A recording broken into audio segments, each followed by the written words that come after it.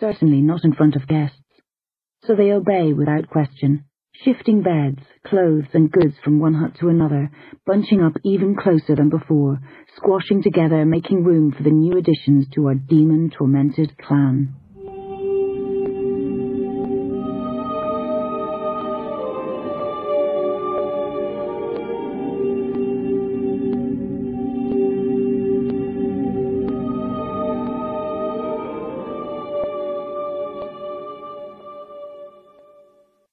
The boy. Preparations for the feast are at an advanced stage, and the sun is close to setting when there's a call from another lookout. "I see someone in the distance running towards us." Con raises an eyebrow at Tiernan. They've been talking about their battles with the demons. I've sat in close attendance. Our Shanachie fled not long after the attacks began, so I've been charged with keeping the history of the clan. I'm no natural storyteller, but I've a perfect memory. "It's not one of ours," Tiernan says. "We brought all our living with us." "Is it a demon?" Con shouts at the lookout. "It doesn't look like one," comes the reply. "I think it's a boy, but the speed at which he's running, I'm not sure." Con returns to the rampart with Tiernan and a few of our warriors. I slip up behind them. I normally avoid the exposure of the higher ground, but a lone demon in daylight can't pose much of a threat. As the figure races closer, we see that it's a boy my age or slightly older, running incredibly fast, head bobbing about strangely. He lopes up to the gate, ignoring Con's shouts to identify himself, then stops and looks at us dumbly. Dark hair and small eyes. He smiles widely, even though Con is roaring at him, threatening to stick a spear through his heart if he doesn't announce his intentions. Then he sits, picks a flower and plays with it. Con looks angry but confused. "A simpleton," he grunts. "It could be a trap," Tiernan mutters. "Demons don't send humans to lay traps," Con disagrees. "But you saw how fast he ran," Tiernan says. "And he doesn't look tired. He's not even sweating. Maybe he's not human." "Beck," Con calls. "Do you sense anything?" I close my eyes and focus on the boy. Demons have a different feel to humans. They buzz with the power of their own world. There's a flicker of that about this child. I start to tell Con, but then something strange happens. I sense a change in the boy. Opening my eyes, I see that the light around him is different. It's like looking at him through a thick bank of mist. As I squint, I realize the boy is no longer there. Instead, I'm staring at my mother. There's no mistaking her. I've seen her so many times in my perfect memories. She looks just like she did on the day she gave birth to me, the day she died. Haggard, bone-thin, dark circles under her eyes stained with blood, but love in her eyes. Love for me. As I stared, numb with wonder, but no fear, my mother turns and points west, keeping her eyes on mine. She says something, but her words don't carry. With a frown, she jabs a long finger towards the west. She starts to say something else, but then the mist clears. She shimmers. I blink, and I'm suddenly looking at the boy again, playing with his flower. "Beck," Con is saying, shaking me lightly. "Are you all right?" I look up, trembling, and think about telling Con what I saw. Then I decide against it. I've never had a vision before. I need time to think about it before I discuss it with anyone. Focusing on the boy, I control my breathing and try to calm my fast heartbeat. I think he's human," I stutter. "But not the same as us. There's magic in him. Maybe he's a druid's apprentice." That's a wild guess, but it's the closest I can get to explaining what's different about him. "Does he pose a threat?" Con asks. A dangerous question.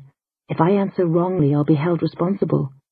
I think about playing safe and saying I don't know, but then the boy pulls a petal from the flower and slowly places it on his outstretched tongue. "No," I say confidently. "He can't harm us." The gate is opened. Several of us spill out and surround the boy. I've been brought along in case he doesn't speak our language. A priestess is meant to have the gift of tongues. I don't actually know any other languages, but I don't need to admit that. Not unless somebody asks me directly. And so far nobody has. I keep hoping he'll change and become my mother again, but he doesn't. The boy is thin and dirty, his hair thick and unwashed, his knee-length tunic caked with mud, no cloak or sandals. His eyes dart left and right, never lingering on any one spot for more than a second. He's carrying a long knife in a scabbard hanging from his belt, but he doesn't reach for it or show alarm as we gather around him. "Boy," Con barks, nudging the boy's knee with his foot. No reaction.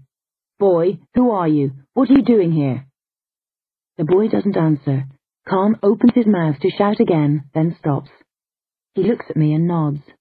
Licking my lips nervously, I crouch beside the strange child. I watch him play with the flower, noting the movements of his eyes and head. I no longer think he's a druid's assistant. Con was right. He's a simpleton, but one who's been blessed in some way by the gods. "That's a nice flower," I murmur. The boy's gaze settles on me for an instant, and he grins, then thrusts the flower at me. When I take it, he picks another and holds it above his head, squinting at it. "Can you speak?" I ask. "Do you talk?" No answer. I'm about to ask again when he shouts loudly, "Flower!" I jump at the sound of his voice. So do the men around me. Then we laugh, embarrassed. The boy looks at us, delighted. "Flower!" he shouts again. Then his smile dwindles. "Demons, killing, come with!" He leaps to his feet. "Come with! Run fast!" "Wait," I shush him. "It's almost night. We can't go anywhere. The demons will be on the move soon."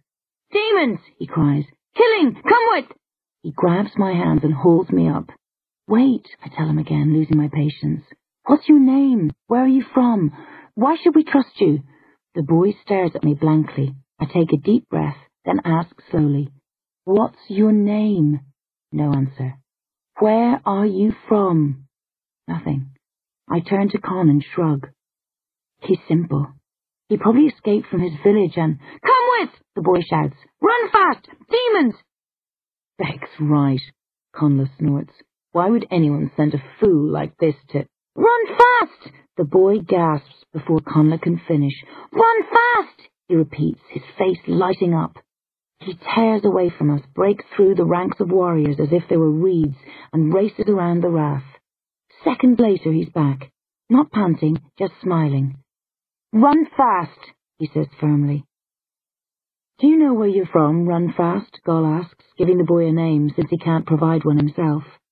"Can you find your way back to your people?" For a moment the boy gawps at Gol. I don't think he understands, but then he nods, looks to where the sun is setting, and points west. "Pigs trotters," he says thoughtfully. For a second I see my mother pointing that same way again, but this is just a memory, not another vision. Gol faces Con. "We should bring him in. It'll be dark soon.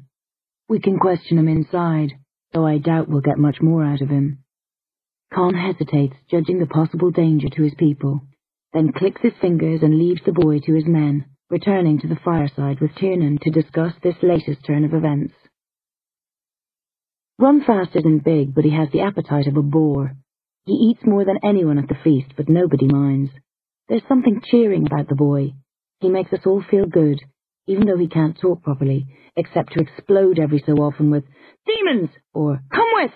or his favourite, "Run fast!" As Gol predicted, Run Fast isn't able to tell us any more about his clan, where he lives, or how great their need is. Under normal circumstances he'd be ignored. We've enough problems to cope with, but the mood of the Wrath is lighter than it's been in a long while. The arrival of the Macadam has sparked confidence. Even though the 11 are more of a burden than a blessing, they've given us hope. If survivors from other clans make their way here, perhaps we can build a great fort and a mighty army, keep the demons out forever. It's wishful, crazy thinking, but we think it anyway. Bamba used to say that the desperate and damned could build a mountain of hope out of a rat's droppings. So we grant Run Fast more thought than we would have last night. The men debate his situation, where he's from, how long it might have taken him to come here, why a fool was sent instead of another. "His speed is the obvious reason," Gol says. "Better to send a hare with half a message than a snail with a full one." "Or maybe the Fomori sent him," Tiernan counters. his bony, wrinkled fingers twitching